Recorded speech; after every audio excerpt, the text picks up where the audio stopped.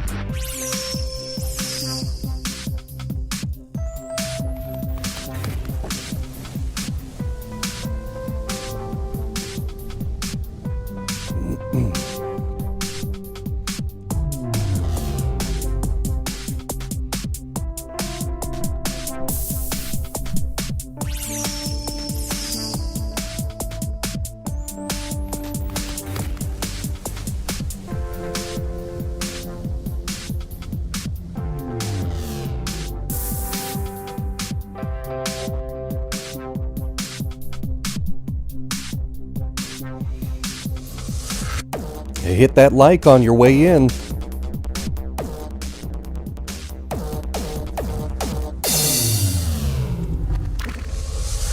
All right, and good evening to y'all. Welcome. This is Jake Morphonios with the Blackstone Intelligence Report.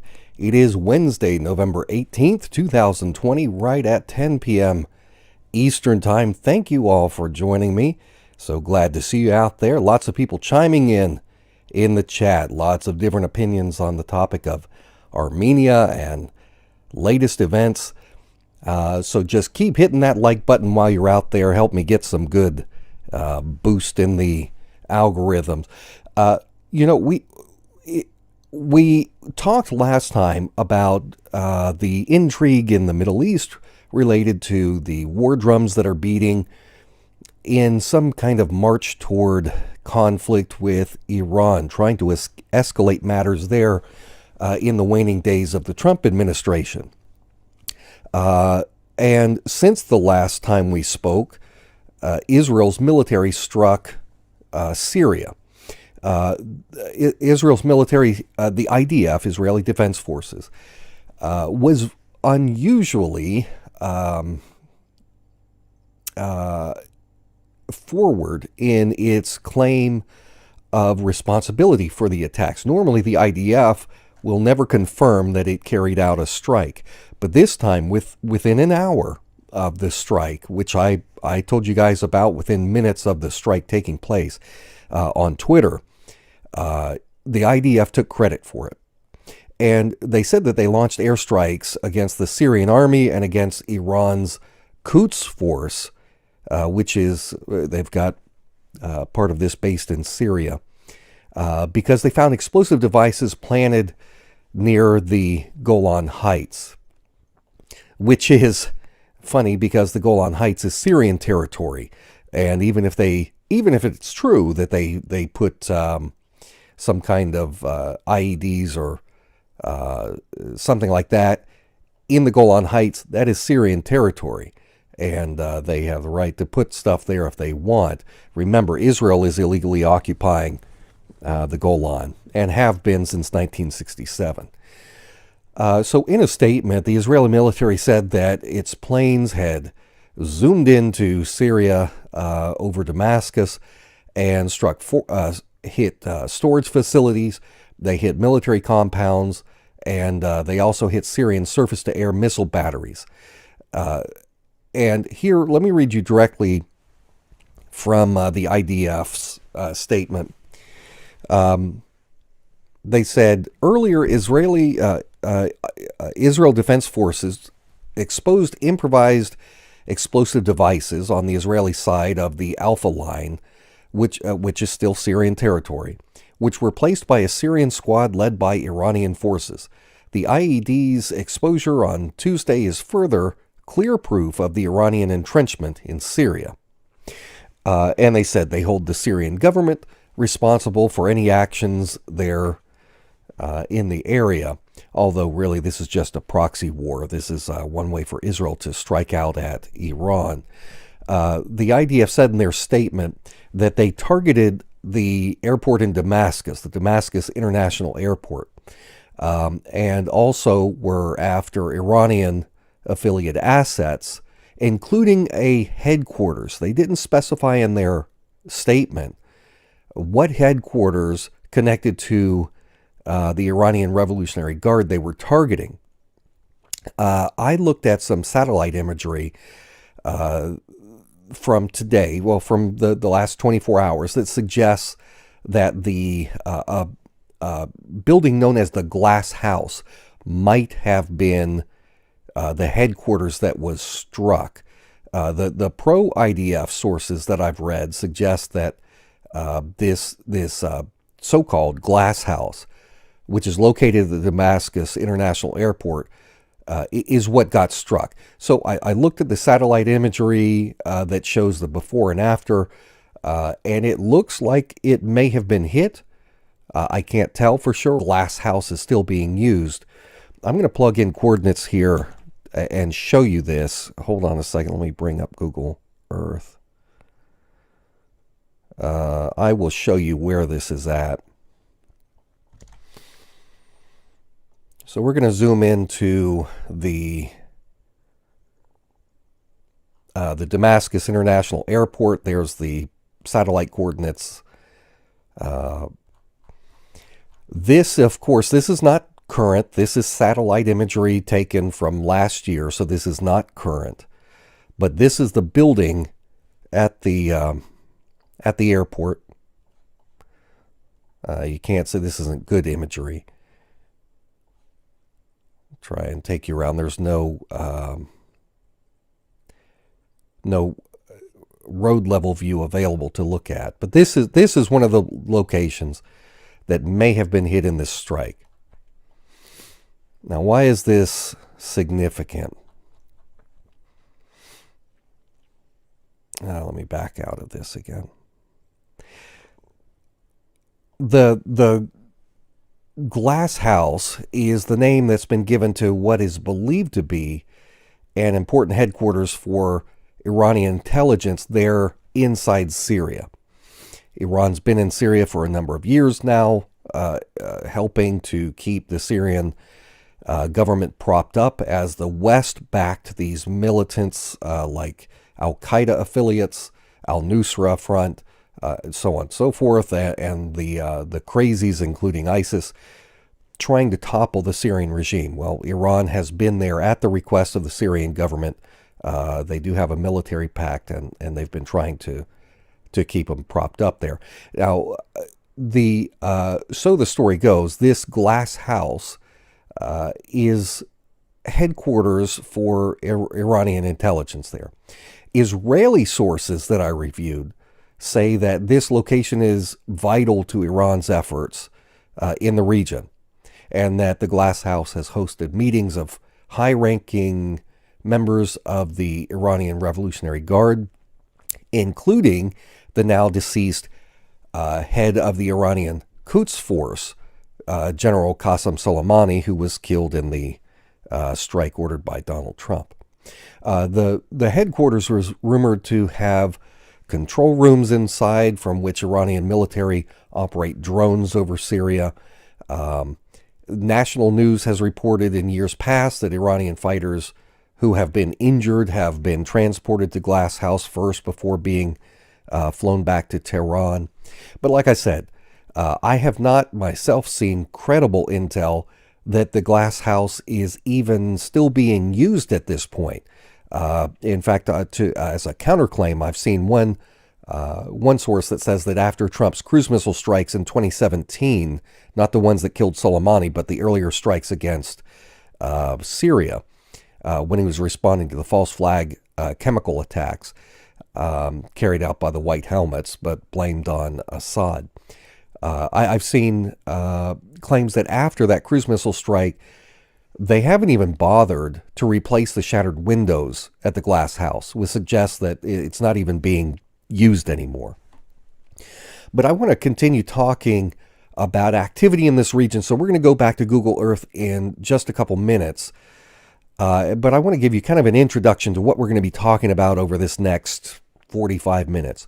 Multinational oil corporations are in bed with all kinds of interests around the world, from state actors and nationalized oil companies to private oil corporations and private companies that build pipelines, that construct pipelines. Most everything bad in the world today that's happening on a big scale is in one way or another connected to these oil wars, to the control of oil resources and oil routes, which is another reason that we should be trying to support a move away from these old carbon-based energy sources to newer sources, clean energy sources. Because doing so not only is better for the environment, but it also would help to cripple the existing New World Order structure, which is largely built on a foundation of international bankers fomenting international conflicts for the benefit of these energy corporations that they have investments in. And we're going to be talking about that later in the show, the role of the Rothschilds, Rockefellers, and all this. And but before I jump in, speaking of big money, you probably know that independent journalists like me are being crushed by corporate-owned media. Corporate media is in bed with these social media platforms like Google and YouTube. And very obviously, for a number of years now, they have not only been suppressing us in the search results, but they have also engaged in outright silencing, censorship, deplatforming of alternative voices that do this nasty thing that we do, which is speaking truth to power. So I am struggling to keep my reporting profitable because of a huge drop-off in donations, not just from the suppression of YouTube, but also the COVID crisis and people suffering economically. And so that's had a dramatic impact on my my income sources, my audience. So I ask you to help sponsor my reporting. If you like what you're hearing, if you like that someone is speaking up and speaking out against these powerful interests and bad state actors, I ask you to become a monthly sponsor of my work. $5 a month or more would be great. Go to patreon.com/endtimesnewsreport. You make a one-time donation at paypal.me/endtimesnewsreport. And it looks like Boulder Angel is popping the links in the chat, so thank you so much for that. Now let's segue into the news of what's been going on in the Caucasus region here the last couple months. Actually, been going on for decades, but big conflict flare up there recently. So I've put some time the last couple of days into researching what's been going on. And there's a lot of good material out there. If you guys want to follow up, do some research of your own, good reporters like Jacob Ryman and others. But I'm going to start by sharing just pure coincidence in today's Wall Street Journal that I got today. Gets delivered every day around 4 in the morning. Wednesday, November 18th. In wake of peace deal, Armenians mourn their losses. Let me just read and the funny thing is, that's the the main photo, dead center, and then I went looking for the article, and it's one paragraph. So let me share that with you, and then I'm going to expound on that quite a bit. Sorry, hitting my microphone. All right, and here's the story from the AP. Turkey's parliament on Tuesday granted President Recep Tayyip Erdogan's government permission to deploy peacekeepers to Azerbaijan to monitor a ceasefire deal between Azerbaijan and Armenia that aims to end the conflict in the region. Legislators voted in favor of a one-year mandate allowing the government to send troops to Azerbaijan, where they would observe possible violations of the truce from a joint Turkish-Russian monitoring center. The ceasefire ended 6 weeks of intense fighting between Azerbaijan and Armenia over the nagorno-karabakh region. It wasn't immediately clear how many peacekeepers Turkey planned to deploy. All right. So this is what we're going to be talking about for the next several minutes, and I'm going to return us to Google Earth here so that we can take a look at the details. Let me zoom out here. All right, let's go down into the region real quick. You've got Turkey, Syria, you've got Iraq, Jordan, Israel over here. This big honker is Iran. And then we go into what is called the Caucasus, the Caucasus region. This is south of Russia. You've got Georgia, Armenia, and Azerbaijan. Capital of Azerbaijan is Baku. If you look here, you see Azerbaijan, Armenia, but then there's this little territory here. This is also part of Azerbaijan. So it is separated. It's kind of like the West Bank and Gaza. They're separated by someone they consider to be their enemy in the middle. All right. So in a nutshell, what the article or what that blurb was that we just read from the Wall Street Journal is talking about how the Turkish parliament has approved this measure to send military forces to Azerbaijan.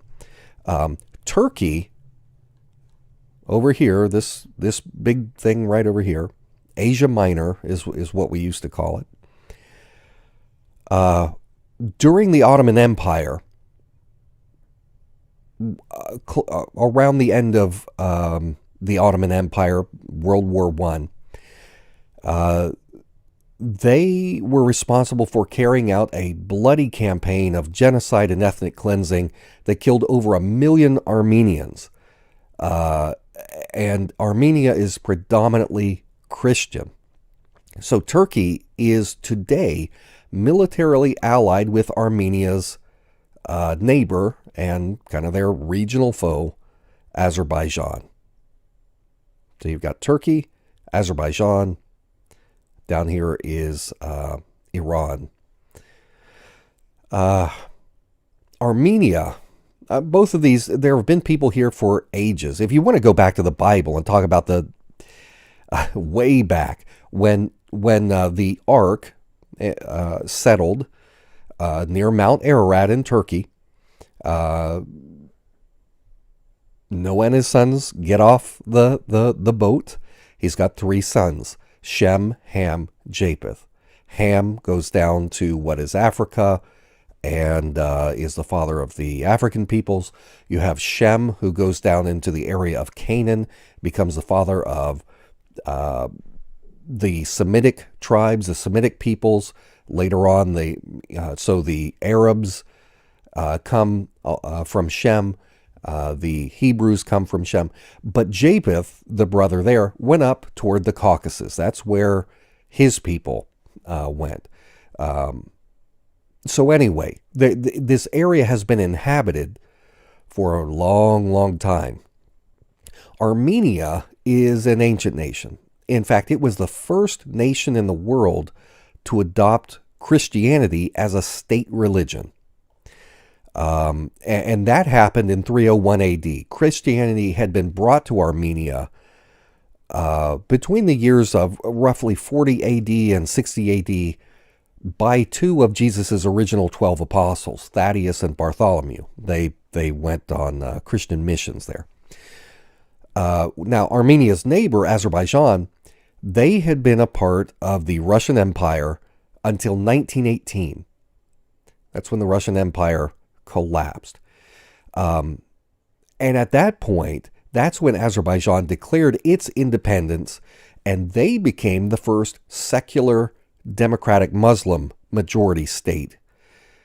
But 2 years later, in 1920, with the rise of the Soviet Union, the Bolsheviks taking control, and the consolidation of control over all of these nations in the region, they get sucked up into the Soviet Union. They become Azerbaijan becomes one of the members of the Soviet Union, a Soviet Socialist Republic. Now, the modern Republic of Azerbaijan proclaimed its independence much later, 1991, which was the same year that the Soviet Union was dissolved, when it collapsed. So it's in 1991 that things start really heating up again between Armenia and Azerbaijan. There is a region of Azerbaijan along the border of Armenia that has an Armenian majority. The region is called Nagorno-Karabakh. Let me bring up a picture here because it's here between Armenia and Azerbaijan, but let me bring up a picture so you can see it more easily. All right, so you've got Armenia, Azerbaijan, and you see in the yellow the area called Republic of Artsakh. Let's talk about this for just a minute or two. Back in 1918, when the Russian Empire fell, both Armenia and Azerbaijan claimed this region, Nagorno-Karabakh, and a brief war broke out over control of that territory. But the Soviets quickly incorporated Azerbaijan into the USSR, and when that happened, this conflict over the territory was basically put on the shelf. It was never resolved. Throughout all the years that the Soviet Union was still in power, you've got these ethnic Armenians, these Christians that are in Azerbaijan. So this issue was never resolved. They had no power to secede from Azerbaijan because the Soviet Union was simply too powerful to allow such a thing. But when the Soviet Union fell, that's exactly what the people did. In 1991, the ethnic Armenians voted to secede from Azerbaijan. It's kind of like after the West came in and toppled Ukraine back in 2014. to install a puppet regime to give oil and energy rights over to Western corporations.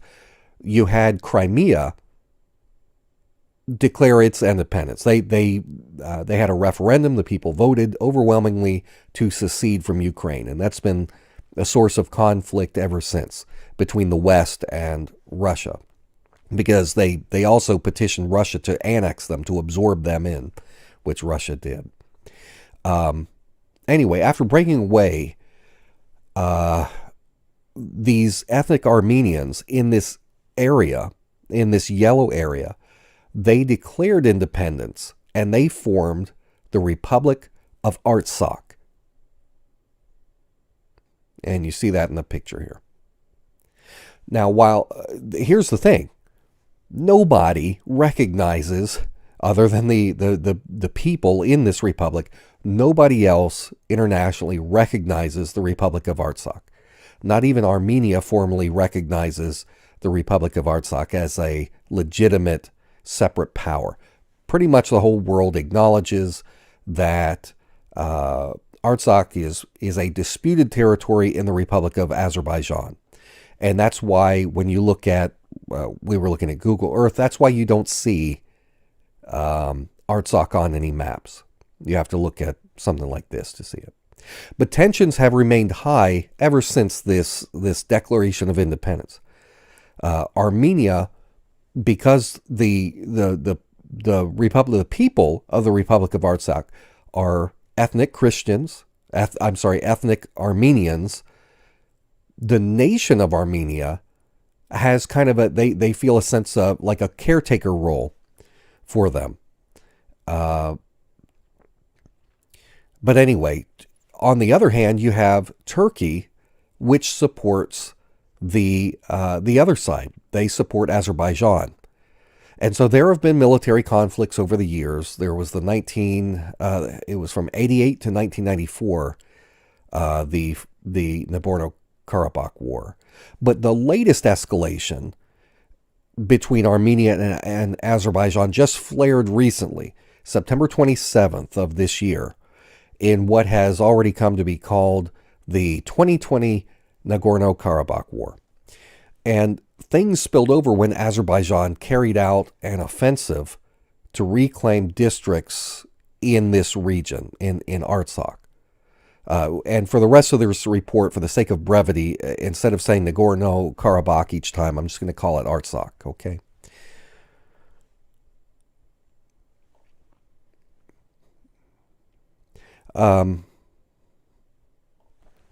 So, what happened?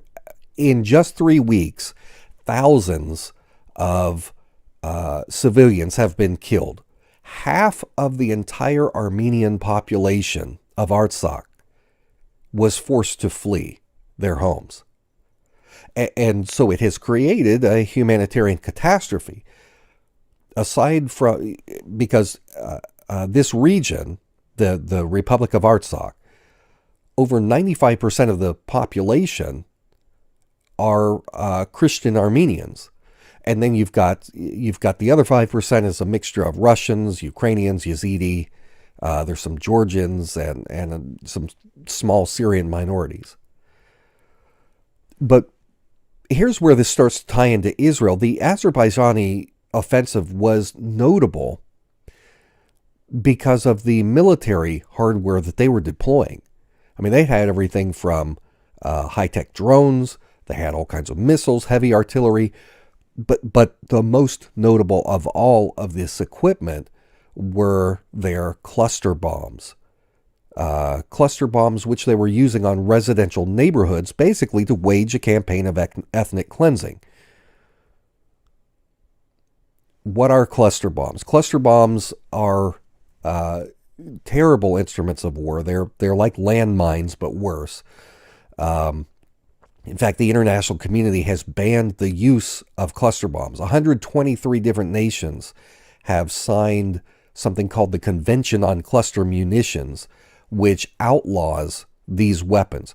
What happens is the cluster bomb gets shot off, and it explodes over the target into 100 smaller little bomblets that fall down. It's think of it kind of like in the first Iron Man movie, the Jericho that goes and blows up the mountain. It's like that, but on a smaller scale.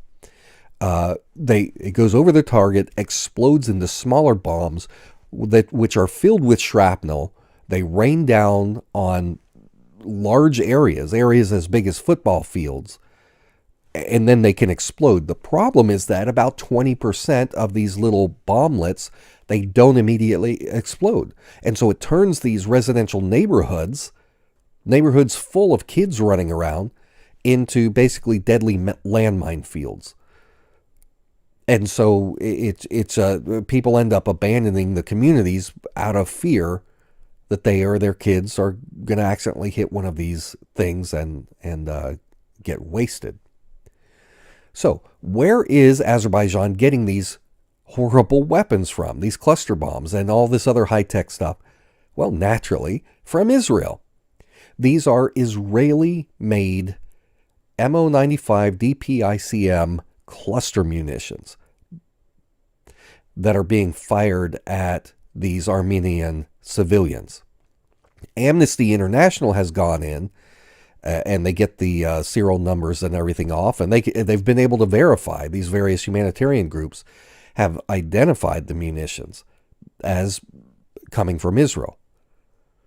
I'll put it in the chat here. You don't have to go check this out. It'll take you. This is just if you want to go check it out. The Stockholm International Peace Research Institute publishes arms transfer database. It helps to track the business of the military-industrial complex.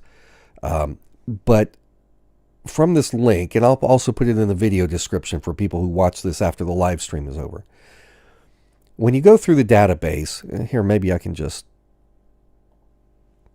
show it to you here real quick. Give me a second. This is for people who might want to see what I'm talking about. In the database, Israel is identified as the second largest arms supplier to Azerbaijan after Russia. The database shows that from 2015 to 2019, 60% of all of the arms that are being sold to Azerbaijan came from Israel's military-industrial complex. In fact, Azerbaijan is Israel's second most important customer. Israel's number one customer is the government of India, which is why you see Modi getting it on with Netanyahu all the time. India, of course, uses these weapons to oppress the people of Kashmir, which is kind of like another version of Palestine, another kind of occupation going on that'll break your heart once you learn the details of what's going on there. So you all have likely seen President Trump, some of those videos of Trump, his first act as president, his first international or foreign trip as president was to go to Saudi Arabia. And you've probably seen the videos, I've put them up before, of him bowing down before the Saudi king to receive a nice shiny medal that he got for helping to broker the biggest arms deal for the military-industrial complex in the history of the world. Donald Trump is the biggest arms broker. He always wants to be number one. Well, he does now have the distinction of being the number one arms broker in the history of civilization. Not that that's something that someone should get a medal for. But you've probably also seen the pictures of President Trump sitting next to the Saudi Crown Prince Mohammed bin Salman there in the Oval Office as Trump is gloating while he brags about these multi-billion-dollar arms sales to Saudi Arabia. And of course, Saudi Arabia has been using these weapons as a terrorist state, which they are, to commit bloody genocide in Yemen. And by the way, Trump is getting ready to designate the Yemeni Houthi people as terrorists. Anyway, that's another step in the build-up toward conflict with Iran.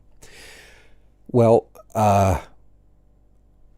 getting back to Azerbaijan, Israeli Prime Minister Benjamin Netanyahu had a similar photo op, kind of like the Trump bin Salman photo op. Netanyahu and Azerbaijan's president, Aliyev, got together, and you see them rejoicing and bragging about how Azerbaijan had purchased $5 billion worth of military equipment from Israel. $5 billion is huge for Azerbaijan because their entire GDP, the total gross domestic product of Azerbaijan, is $38 billion a year. So to be purchasing $5 billion in weapons from Israel, that is quite significant. Now, this should be a concern to you if you are an American taxpayer. Remember, despite the fact that Israel runs a budget surplus every single year, despite the fact that America is suffering the worst debt crisis in our nation's history by comparison, the fact remains that the U.S. taxpayer, year after year after year, is sending more than $5 billion per year in payments to Israel, not just for any use, but specifically to support their military and their armaments industry. So, in other words, U.S. taxpayers, in a roundabout way, are helping to kill Christians in Artsakh. Because we are supporting Israel's military industry and their armaments industry. Israel is selling these weapons of death to Azerbaijan. Azerbaijan is using these weapons to kill Christian Armenians. But hey, if you're one of these Christian Zionists, you don't mind, right? Because Christians are supposed to bow down and worship the state of Israel no matter what they do or how un-Christ-like they behave, right?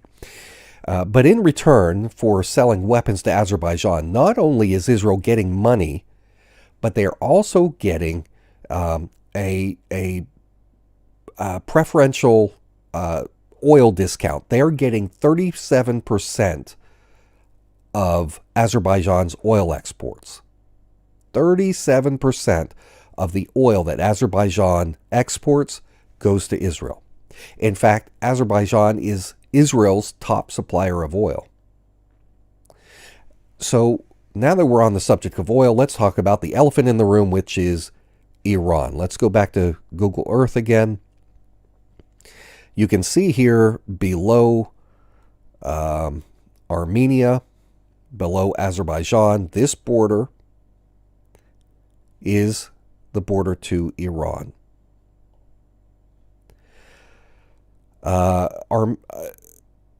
Ethnic Azerbaijanians live down here across the border in Iran. And it's not just a few of them that are living in Iran. Nearly twice as many ethnic Azerbaijanis live in Iran as they live in Azerbaijan. And because Azerbaijani Muslims are Shiites, and Iran has the world's largest population of Shiite Muslims, they have something in common with the Iranians.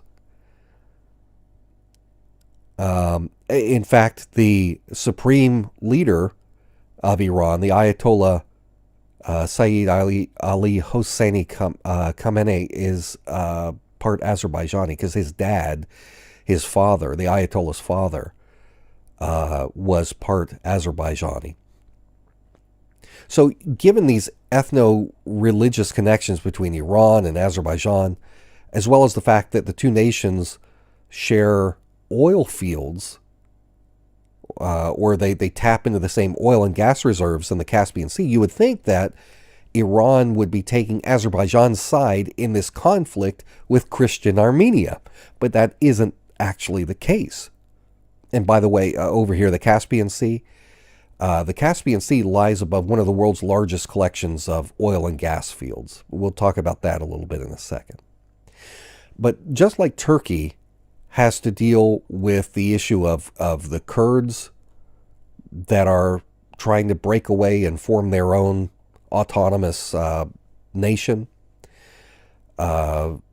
Iran faces the same kind of problem, because you've got ethnic Azerbaijanis in Iran who want to break away and either be absorbed into Azerbaijan or form their own state.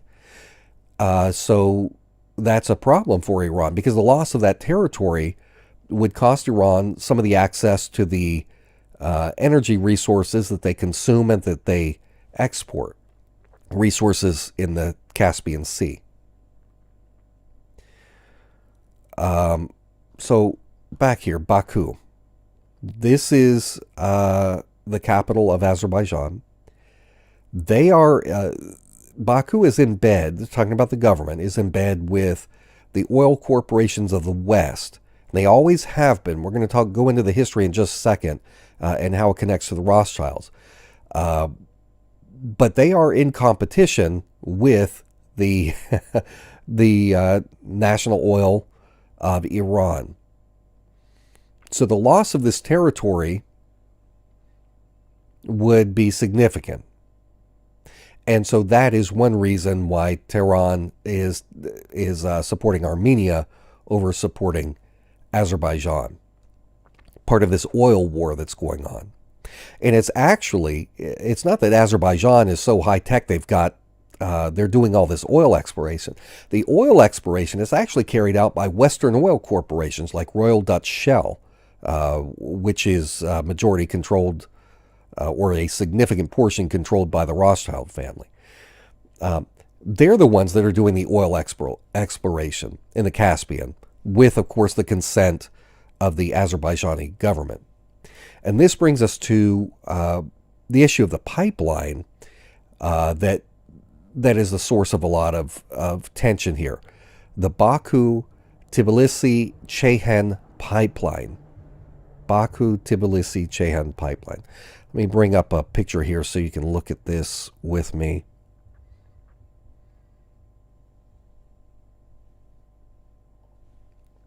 Give me a second to switch this over.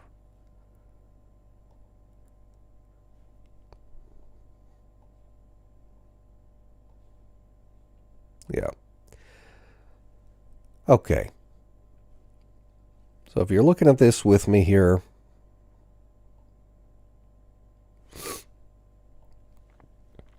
we've got the pipeline. You see where it starts in Baku over on the right? That's the capital of Azerbaijan. The pipeline's about a roughly 1,100 miles long. It's a crude oil pipeline that goes from here. It connects Baku to Ceyhan, which is a port in Turkey. You see the bottom left. And it goes through, instead of going through, see how it doesn't go through Armenia? It goes north up into Georgia. See where it says Tiflis? Tiflis is the capital of Georgia, but its original name, a lot of people still call it Tbilisi. So that's why this is called the Baku-Tbilisi-Ceyhan oil pipeline. It's the second longest oil pipeline in the former Soviet Union after the Druzhba pipeline. If you, I don't know if any of you have seen the one of the James Bond movies from the 90s. I think it was like 1999. There was one called The World Is Not Enough. And the plot in that movie, if you want to go back and see the Hollywood version of this pipeline story, you watch that. The World Is Not Enough. The central plot point, you've got one of these central figures in the story. This person named Electra King is responsible for constructing an oil pipeline that goes through the Caucasus. It goes from the Caspian Sea to the Mediterranean coast of Turkey. In that movie, they call it the King Pipeline, but it's just a veiled reference to the BTC pipeline that we're talking about. So let me bring up Google Earth again so you can look at this. Whoops, wrong one.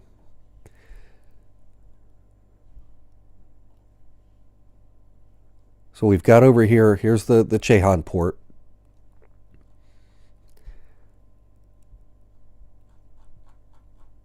This is where the oil goes out into the tankers. You've got to get because the Caspian is landlocked over here. You've got to get the oil out somehow. Can't take it out through the Black Sea. I guess you could, but then you've got to get it out through the Bosphorus Strait, and it's not efficient. So you bring it from Baku up through Georgia, Tbilisi, and down this way. All right. The Turkish route, the way they had to do this is it's got to run through Georgia. Or it could have run through Armenia, but the reason that you don't want to do it through Armenia is because naturally you've got this conflict with Armenia. You've got the unresolved war between Armenia and Azerbaijan over the status of the Republic of Artsakh, right? So you end up having to route the pipeline take a longer route up through Georgia down to Turkey, which it not only increases the time of the transfer, but it also is a lot more expensive. Now, the pipeline is owned and operated by something called the BTC Company, or BTC Consortium. This is a consortium of 11 energy companies. And the consortium is operated by BP.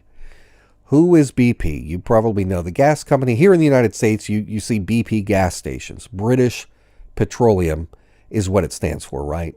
Well, BP is the name of what used to be called the Anglo-Persian Oil Company.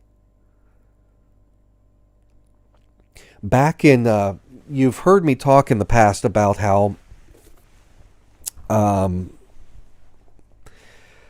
over here in Iran, the UK had gone in and was basically taking advantage of the Iranian people, stealing the oil for them, for their own purposes. Few profits going to the people of Iran, the people living in abject poverty. And so what happened was a man named Mohammad Mossadegh rose to power, and he booted out this UK oil corporation, and he nationalized the oil. And just a week or so ago, I think it was just this last week, I actually spoke with the nephew of his nephew or great nephew of, no, I think it was his nephew of Mohammad Mossadegh. But anyway, he booted out this oil corporation and nationalized the oil, used the profits to reinvest into Iranian society, and raised people up out of poverty, increased the literacy rate. It was great. The people loved Mossadegh. The British oil company hated Mossadegh. And so, as is the case, the CIA got involved, and the CIA carried out an operation to overthrow Mossadegh. And that is chronicled in this book. Let me change screens so you can see it better. One of my favorite books on this issue, All the Shah's Men, is written by Stephen Kinzer. It's all about the CIA coup, Operation Ajax, to overthrow Mossadegh and install the Shah, or the King of Iran, who was a Western puppet, who at first, what he did was he denationalized the oil of Iran, and he turned it back over to Western oil corporations. Time went on, and the people were suffering under the Shah's secret police force, which the CIA and the Mossad helped to train. Brutal, horrible secret police force that would torture people and put people in prison without charge and hold them there indefinitely. Very, very brutal regime. The people hated the Shah. Later in life, he became more lax, less of a puppet of the West, but still, he was a puppet, and the people resented it. And that's when you had the exiled Ayatollah Khomeini, this religious cleric, Shia cleric, said that he wanted to come back and he would take control. And the fact is, we have letters we have a specific letter, I've shown it in a past live stream, from Ayatollah Khomeini to Jimmy Carter, I think it was, saying, look, conditions right now are such that the Iranian military is getting ready to carry out a coup and depose the Shah. When that happens, because the people hated the Shah, when that happens, it could be anarchy, or you could help me get installed as the leader of Iran, and I promise not to screw around with the oil. We'll respect existing contracts or something like that. And the letter is actually on file, and so Carter had he gave the nod to the military to hold off, the Iranian military to hold off. The CIA contacted their sources in the Iranian military and said, hold on, don't carry out this coup. And that's what happened. And that's how the Ayatollah came to power, because they thought that this would be a benefit rather than have the Iranian military take power and rule, which could potentially renationalize the Iranian oil. They thought that it was a safer bet to back the Ayatollah. Only the Ayatollah turned out to be very anti-West, strongly anti-West, and took control of the oil again and booted out the Western oil corporations. And that's one of the reasons that the West hates Iran, because they want control of the oil again. This is nothing new. This has gone back and forth for decades. It's been going on for a long time. So anyway, that's a little background. But going back to where we're at, the pipeline, the Baku Tbilisi pipeline is controlled by BP, by a consortium that BP runs. BP owns 30% of this pipeline. Azerbaijan, their state oil company, owns 25%. Then the next biggest shareholder is Chevron from the United States. And Chevron is one of those old, back when John D. Rockefeller had the Standard Oil monopoly in the United States, when the U.S. Congress busted it up and forced him to break up his oil monopoly into smaller parts, Chevron is one of the ones that was created. So they're the third largest owner of this. And then you've got some others, like Exxon owns 3%. But anyway, the oil corporations own this. Now, other nations want to get in on this. You've got even the government of Kazakhstan, and I'm sure you'll recognize the reference there to Borat. But the government of Kazakhstan said that they want to build a trans-Caspian oil pipeline themselves that goes from Kazakhstan to Baku, to basically cross over the Caspian Sea, or rather go under the Caspian Sea. But because of fierce opposition from not just Russia, but also from Iran, what Kazakhstan instead has done is they transport their oil across the Caspian in tankers over to Baku, and it goes from there. Now, it's also been proposed that oil from this BTC pipeline get transported to Eastern Asia through Israeli oil terminals. And let's see here. Let me go back to Google Earth again. Sorry about all my pins. It makes it hard to see. So here's Israel. Here's Gaza. I was talking about Ashkelon just the other day when militants from Gaza popped off some rockets in this direction. They went over Ashkelon. One landed in Palmachim Beach, and the other on the outskirts of Bat Yam up here, which is south of Tel Aviv. I've been to Jaffa there. But anyway, Ashkelon. There is... Israel is deep in the oil industry, also the oil pipeline industry. It has been proposed that oil from the BTC pipeline get transported to Eastern Asia using Israeli oil terminals down here at Ashkelon, using an overland trans-Israel pipeline. There is a pipeline there that is owned by a company called Elliott Ashkelon Pipeline Company. It's also called the Europe-Asia Pipeline Company now, is mostly what it's referred to. But it's based in Ashkelon. So this Ashkelon Pipeline Company, they operate several oil and gas pipelines in Israel. The Ashkelon Pipeline is also called the TIP line, or the Trans-Israel Pipeline, TIP line. This company was originally formed back in 1968. Remember, we were talking about the Shah of Iran a minute ago.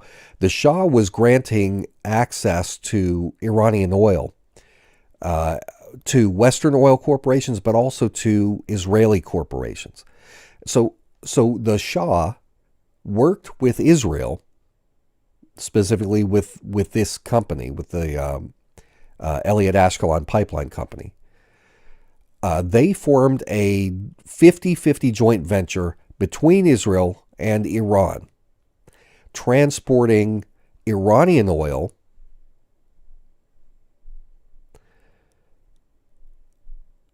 through this pipeline into Europe. But when the Ayatollah came to power during the Iranian Revolution of 1979, what Israel did was Israel nationalized this company. So despite the fact that Iran had gone in 50-50 on this and the development of this company and this pipeline, Israel said nope. With the Ayatollah in power, we're going to nationalize the company, which they did. Now, in about 5 years ago, there was a Swiss court that ruled against Israel, ordered Israel to pay Iran over $1 billion in compensation for basically stealing Iran's portion of this company. But Israel refused to pay. They said that we can't do it. It's prohibited by law. We have a law called the Trading with the Enemy Act, and it doesn't let us do that. So let's talk about this pipeline stuff for another minute. Let me bring up a page here in just a moment. And I'm going to show you a couple of different websites.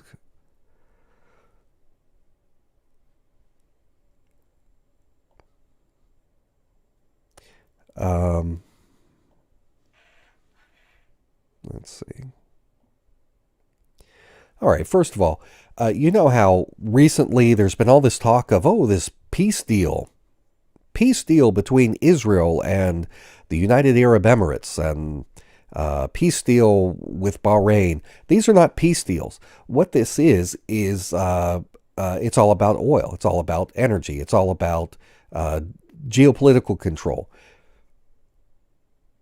This is from the Abraham Accords Business Summit, where the UAE is basically getting into bed with Israel, solidifying oil deals, pipeline deals, so they can make money together.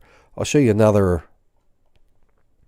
So everything that's happening right now in the Middle East is connected to these oil operations and pipeline operations. This is from, October 21st. So about a month ago. This is from World Oil Magazine. UAE and Israel open talks on once secret crude oil pipeline. I'll read just a paragraph or two. Israel and the United Arab Emirates have opened talks over an oil pipeline linking the Red Sea with the Mediterranean, whose operations Israeli officials treat as top secret. Europe-Asia Pipeline Company, which is formerly known as the Ayatollah Company when they were working with Iran. The pipeline company controlled by Israel's government and UAE-based Medred Landbridge Limited signed a memo of understanding to collaborate on the transportation of crude and oil products between the Persian Gulf and Western markets, according to a statement Tuesday.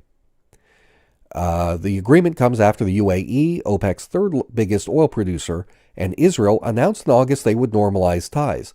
The two have discussed establishing embassies, starting direct flights, business deals, blah, blah, blah, blah, blah. After Iran's revolutionary, let's see here, let me read a little more. The Elliott-Ashkelon pipeline was jointly owned by the Jewish state and Iran's government. Tehran would ship some of its oil-bound oil to Elliott and then pipe it to Ashkelon on the Mediterranean. After Iran's Islamic Revolution in 1979, the nations became enemies. Yet for some years, Israel still allowed Iranian oil to be sent through the pipeline in secret, including by Glencore PLC founder and sanctions-busting commodities trader Mark Rich. The two countries have argued over the pipeline more recently, with Tehran wanting compensation after Israel took over its 50% stake. Even today, information on what flows through the pipeline can be censored by Israel's military. Tuesday's agreement, the financial details of which weren't disclosed, will allow traders to transport oil from the Mediterranean and Black Sea regions to Asia. The land bridge is a consortium of UAE and Israeli companies. The pipeline project could get backing from the U.S. government. A $3 billion Jerusalem-based fund announced this week by the U.S., Israel, and UAE is supporting the effort, according to the head of the U.S. International Development Finance Corporation. All right. Now, so we've got this pipeline, this Azerbaijani oil pipeline that takes oil from the Caspian, routes it up through Georgia and down through Turkey, right? You know who started this pipeline originally? It was the Rothschild family. The Rothschild family. So the patriarch of the Rothschild family was who? Tell me in the chat. Who knows who the patriarch, and don't say Satan, who was the patriarch of the Rothschild family?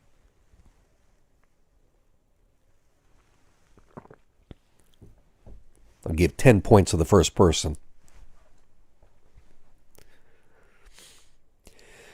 I've got like a 15 or 20 second delay in the chat, so it may take a second. Who knows it? No, not Lord Rothschild, not Nathaniel. MYM says Amschel Rothschild. There we go. First one to say the full name. Casting Stones Again says Meyer Amschel Rothschild. That's right. Meyer Amschel Rothschild is the original Rothschild. And as you know, the story, Meyer Amschel had 5 sons, each of whom he sent out to a different city in Europe to establish this banking dynasty. Meyer's son, James Meyer, was sent to Paris, and he started the French branch of the Rothschild Bank. All right, so that's his son. But his son, James's son, or the grandson of Meyer Amschel, was a man named Alphonse James de Rothschild, or Alphonse Rothschild for short. Anytime you see a name with the saying surname de Rothschild, D-E Rothschild, that's a member of the French branch of the Rothschild family. So we're going to talk for a second about the this grandson, and I'm just going to read a little bit to you here.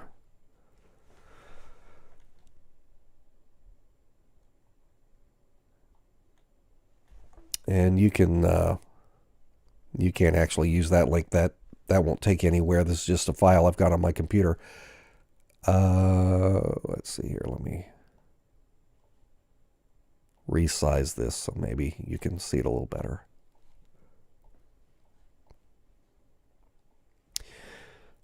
All right, let me just show you a couple things here in this article.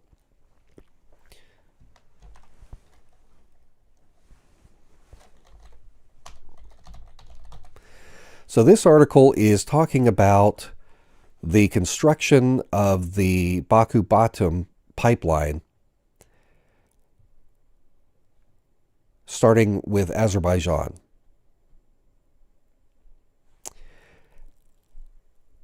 It says that they were, let's see here. It's necessary to underline that the opponents of pipeline construction had, in their opinion, quite solid argumentations. For example, members of the Baku Stock Exchange Committee believe that the pipeline is not only improving our chances in the struggle for foreign markets with American oil competition, but rather condemns us to fall under the blows of the Americans. But, okay, and I'll read this other quote. It's funny. Do not be a terrible specter of the pipeline, to which the industrialists looked upon as the coming of the Antichrist. The Caspian shipping companies could provide a bonanza for containing the capital. When you hear the word industrialist, long before this cabal was known as the globalists, they used to be called the industrialists. Today we call them globalists. When you hear globalists, you know kind of the faction of people that we're talking about. Previously, they were referred to around the world as the industrialists, okay?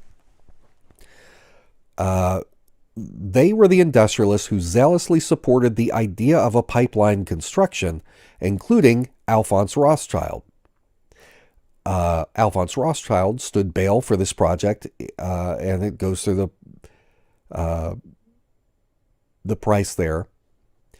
He said, I have all grounds to hope that the work we would like to realize would bring an income to the invested capital, and it would promote the industrial and commercial development of the country.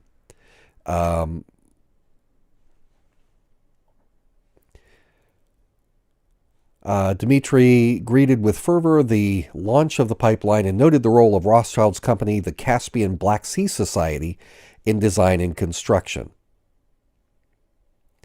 And then when you look at the sources in this, there's a lot of references to the Rothschilds and what they did to help construct this pipeline. Beyond that, there's another good site.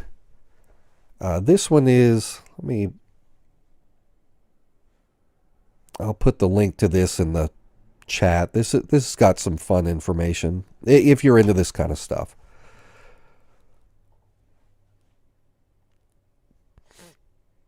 So if we go through, the Rothschild pages of Azerbaijan's oil history. This is from Visions of Azerbaijan.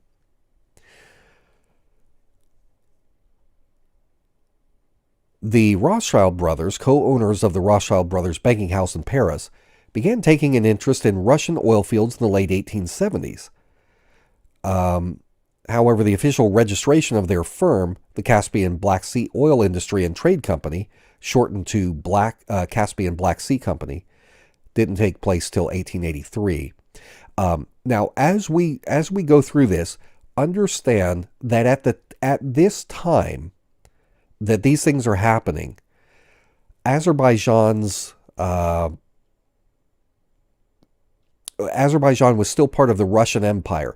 So all this talk about Russian oil fields is a reference to the Caspian Sea oil fields, or what today we would call the Azerbaijan oil fields.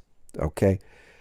But anyway, this article talks about how, while over in the United States, John D. Rockefeller was developing a monopoly on kerosene. That's how John D. Rockefeller became filthy stinking rich. Was oil for lamps. This is back before everybody had electricity. People were using kerosene lamps, and John D. Rockefeller was the guy who was providing it. So over in the on the other side of the world, though, over in Europe and Asia, the same thing was happening, but it was the Rothschilds who were doing it. So this article goes through how the Rothschilds, Alphonse and his brother, and then Alphonse's son, how they kept investing. They bought up one company after another after another. They just bought everything up. They eliminated their competition to the extent they could. They also went into business with a company called a family called the Nobels. You've heard of the Nobels, Nobel Peace Prize.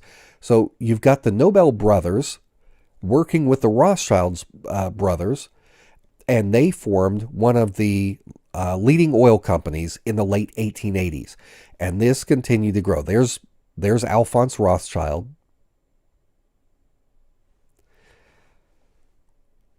And they talk specifically in this article about the history of the Rothschilds in Baku, in what is today Azerbaijan, and how they developed the oil pipelines, how the Caspian Black Sea Company got in bed with governments, and they were producing kerosene exports. It says that 58.6% of all Russian exports in 1888 was Rothschild Company kerosene.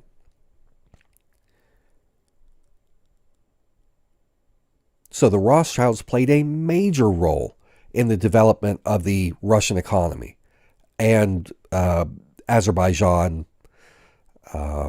since it was part of the Russian Empire at that time.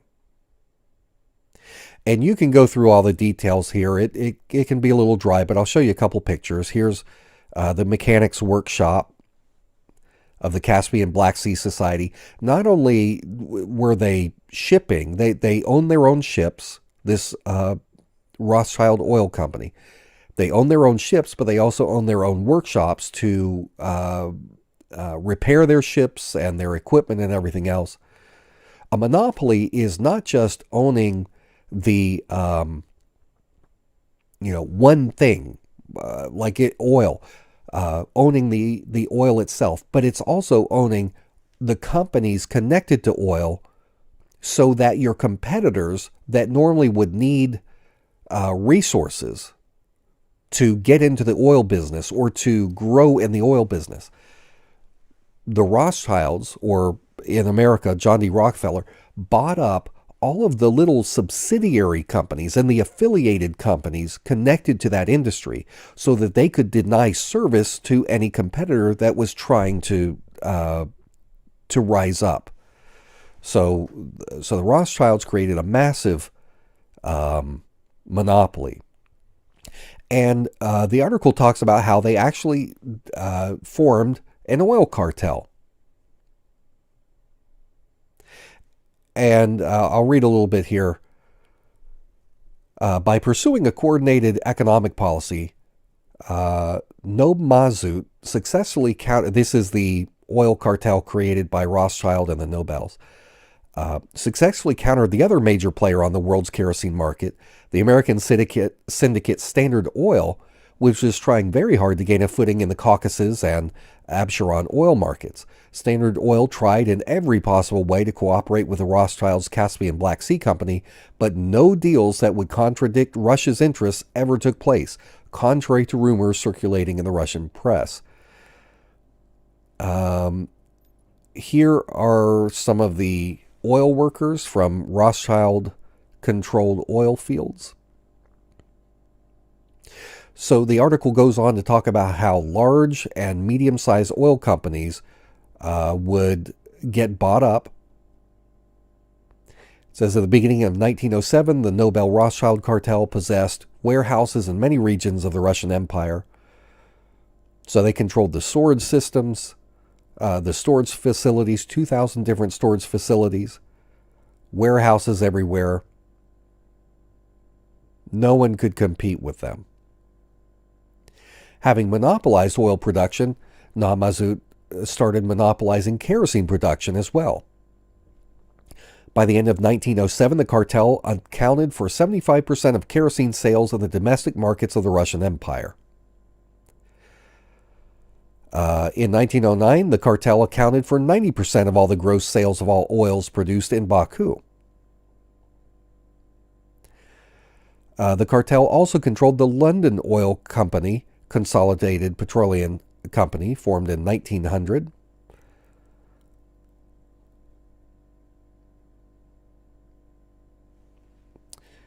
The success, and just like you know, with the story of the French Revolution and how Nathan Rothschild over in the UK gained control of the the financial the economy of the UK there. The success of the Caspian Black Sea Company was largely down to the reliable information it possessed. The Rothschilds received accurate data in Paris, St. Petersburg, and Baku based on economic and technical calculations. Their accurate knowledge of the oil business and ability to observe and promptly react to all changes in Russian oil production allowed them to firmly establish themselves in Baku, in the Caucasus, and in Turkmenistan. And so where did this information come from? Largely, it came from being in bed with the governments. Insider trading of information. All right. The son of Alphonse, Edmund, acquired majority shares in Russian companies Neft Oil, which is the predecessor of one of the Rosneft, which is Russia's biggest company now. The nationalization of the Caspian Black Sea Company and Mazut Association had no direct bearing on the Rothschilds because they had sold their oil companies to Royal Dutch Shell. This is important, bringing us to what's going on today in the world. The Rothschilds, the Rothschild family, is still heavily invested in oil. Most people know about the Rockefellers. You know about ExxonMobil. You know about Chevron. But the Rothschilds are also deeply, deeply involved still in oil. They just do it. They're not as upfront. Meaning, what they did when they found out that, in fact, let me just read it. I think it's here.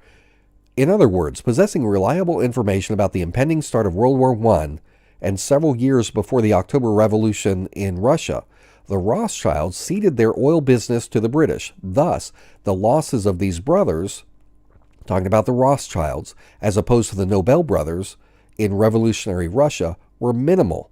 And Edmund Rothschild, who stopped lending money to the Tsarist government as early as 1911, was regarded as the most prudent person in Europe.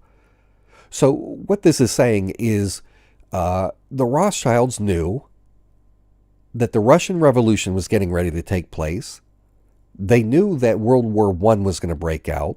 They knew that there was going to be major disruption of supply lines and trouble with the oil. So what they did was, rather than remain in control of it, they sold their companies, their Russian companies, to Royal Dutch Shell, which was the main rival to Rockefeller's Standard Oil. And they got 20% of the shares of Shell Company. Today it's more than that. And so Shell, when you see Shell gas stations here in the United States, you buy your stuff from Shell, you are putting money in the pockets of the Rothschilds. Sorry to say. I mean, pretty much any gas that you buy is going to go into the pockets of the Rothschilds or the Rockefellers. Either way, there's not much you can do about it. But anyway, the Royal Dutch Shell is in bed with governments all over in Africa, in bed with, I believe it's the UAE, if I'm not mistaken. They have got massive investment in Royal Dutch Shell. And so going into Sudan, for example, and trying to gain control of the oil resources in Sudan. Why is that? Why do you care about going into a country in Africa and toppling their government and replacing it? It's the same reason. Same reason as everywhere else. You want to put a puppet in who you control, who will turn control of the oil rights over to the correct oil corporation. You don't want a country to be nationalized. You don't want them to nationalize the oil resources like stinking Iran, which doesn't share their oil profits with the Western oil cartels. What you want to do is put in a puppet like the Shah, who will give the contracts over to your oil corporations that you were invested in. The UAE invested in Royal Dutch Shell in a big way, so that oil company makes a profit and you make a profit as well. That's what's going on. The Rothschilds care deeply about the profits of Royal Dutch Shell. And so when you look at when you see a conflict going on somewhere, and you're like, why is this going on? Why is there a civil war in Somalia? Why is there this? Why is there trouble flaring up between Armenia and Azerbaijan? While there are always underlying conflicts, those conflicts are often exploited by the economic hitmen and by the intelligence community that sends in operatives to encourage civil strife, to encourage uprisings, to create ethno-religious conflicts, to get people fighting, to create civil wars. If you've got a government that won't give you power, like, for example, in Yemen with the Houthis aren't going to get in bed with the Saudis. Houthis are not going to give the Sunni Gulf states control. So what do? You put a puppet in. If they boot the puppet out, which is what the Houthis did, then you got to remove the Houthis. You got to call them terrorists. You've got to wage a bloody, horrible war. Even if it's a war of genocide, you do it. Doesn't matter that you have blockaded the waters around Yemen so that they can't get medicine or humanitarian aid or food. You starve them out. That's why the United States is over there. The United States is complicit. The United States is helping with this naval blockade. The United States is providing weapons to Saudi Arabia. The United States is providing refueling services and intelligence, and so is Israel, to Saudi Arabia and to the UAE as they try and overthrow the Houthi regime. Got to get Yemen back under control. And we see this as nation after nation after nation, whether it's Africa, the Caucasus, doesn't matter. Foment discord, use the economic hitmen to get in there and do what they can from within.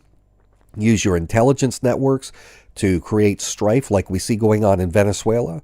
set up puppet governments like Juan Guaido and say that he's the legitimate president, and then sanction or do anything you can to create strife and chaos, and then you get your people in power, like we did in Ukraine, installing in Kiev a pro-Western puppet like Poroshenko or Timoshenko before him.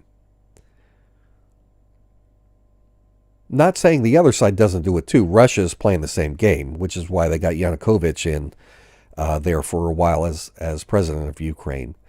It's back and forth. But anyway, this if you ever look and see why is this going on, do a Google search. Type in something like Royal Dutch Shell Ethiopia, Royal Dutch Shell Sudan, or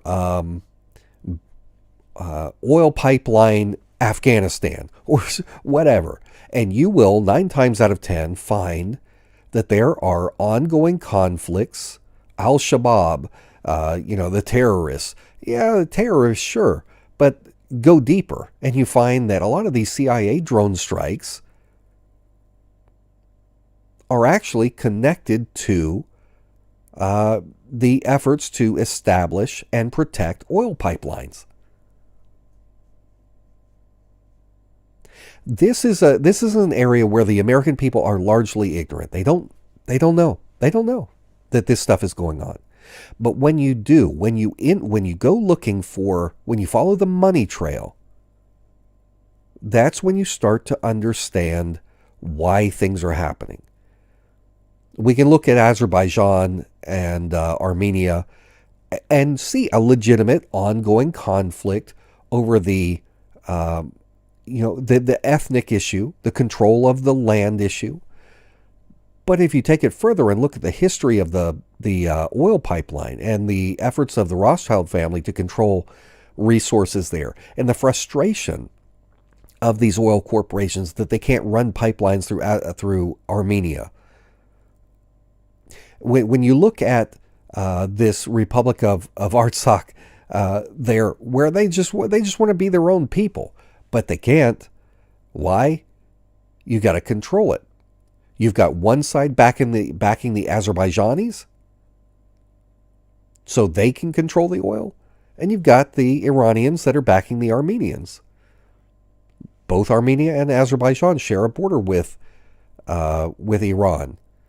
Azerbaijan, of course, like I said, if the Azerbaijani people who are living in Iran break away, then you're going to have a big problem in Iran.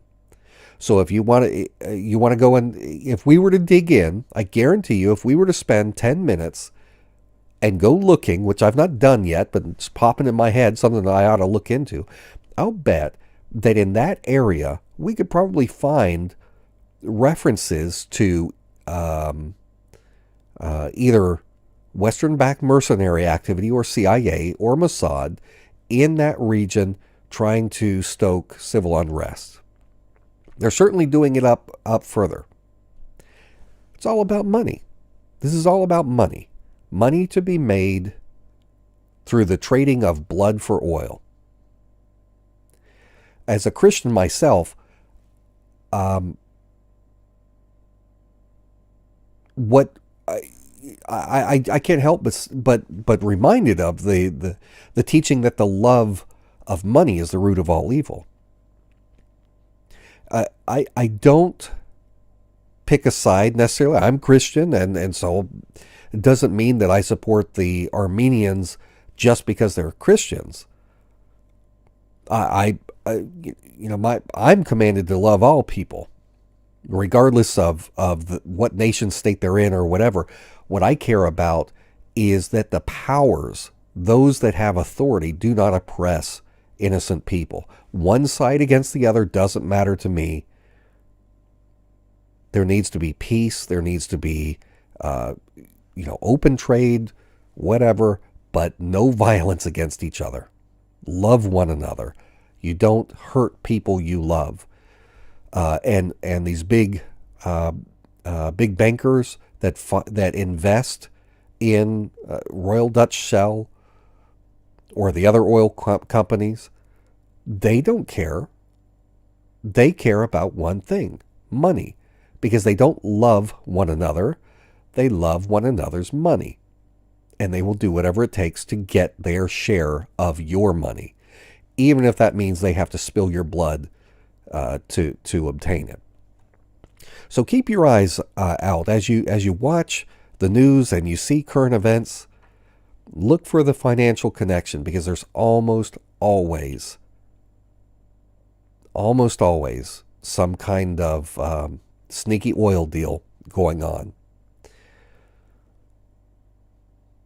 Anyway, so I know that this was kind of we covered a lot tonight.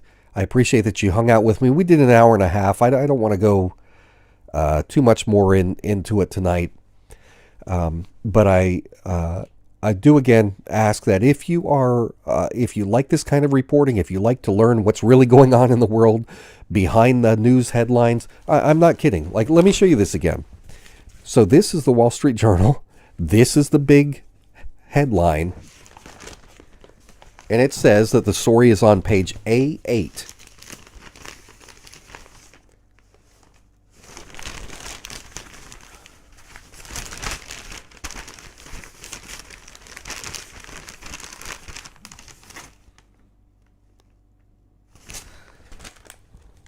Okay, top story is vaccine there. This little thing right here, that little blurb, that's the whole story. If you're satisfied with getting that much information, fine. But if you like getting the story behind the story, if you want to know what's really going on, you got to support independent media. You got to support folks like me that are willing to do the research, do the reporting. Thank you for Boulder Angel putting the links back in there. So again, please, support this kind of thing. If I know a lot of you value having news like this reported. I know that you like having the secret machinations of these oil corporations and the bankers and all this. I know that you like having this information put out there. But understand that it takes a lot of time and research to gather the information and to get it out. And there has to be some profit motive to do this. It's too time consuming to do without having the financial incentive to do it. And so that's why I have to, come to you with my hat in my hand and asking for some donations. I do appreciate it. I've got the Patreon account for folks that are willing to go up and above the one-time donation and do the monthly donation. That would be great. I'm trying to get as much content out as I can several times a week for you. So anyway, thank you guys for your support. And it was good hanging out with you. Sorry I didn't follow along so much in the chat because flipping screens here, I didn't follow along very well. So if I missed any questions and such, I'll go back and look after the show is over here. But I want to say thank you to my moderators who helped keep the chat clean and friendly. Thank you so much, guys, for your help. And thank you to all of you who may have gone to PayPal or Patreon and signed up. I want to thank you for that. And Barefoot Arizona says, next Jake 333 show, you'll donate. If you want to follow me on Twitter, it's twitter.com/Morphonios, Morphonios. Morphonios. It's Greek. Morpho means in the form of. Nios means young man. Put together, it literally means intelligent young man. And with me starting to get the white hair, I need that good moral support. All right, everyone. Thank you so much. Hope you have a great night, and I will talk to you again next time. For Blackstone Intelligence, I'm Jake Morphonios.